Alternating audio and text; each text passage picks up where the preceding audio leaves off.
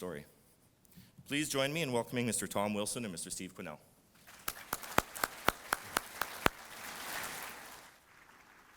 Thank you. Good morning and welcome. Welcome to Moments of Impact. Before I begin my presentation, I want to take you all on a short journey. I want you first to imagine that you work for a construction company. Not a stretch considering most of you do. But in this scenario, you've been asked to go to a remote construction site. Not a big deal, you travel often.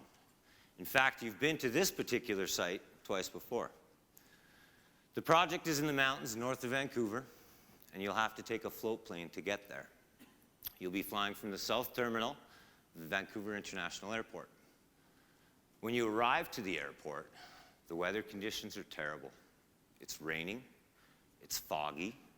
The cloud ceiling is only at about 300-400 feet.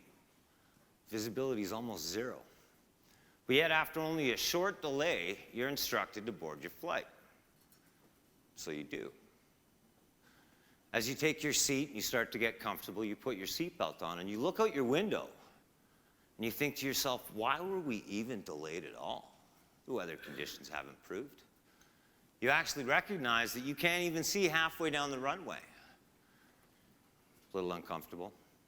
The pilot then boards the plane, closes the aircraft cabin door, goes to his seat, puts on his headset, and as soon as he sits down, he turns around and he says, hey guys, we're going to have to do some low-level flying because of the weather conditions.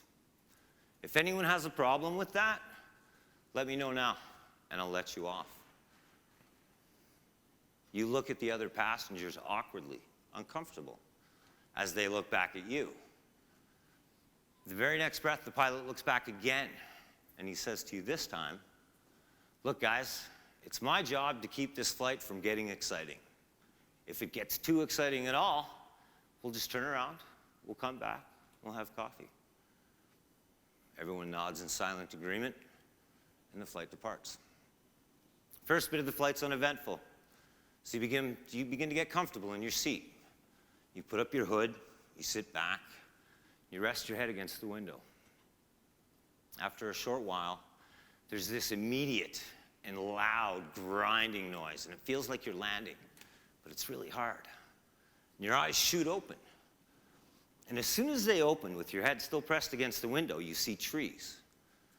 But the trees are right there. They're right outside your window. You could touch them.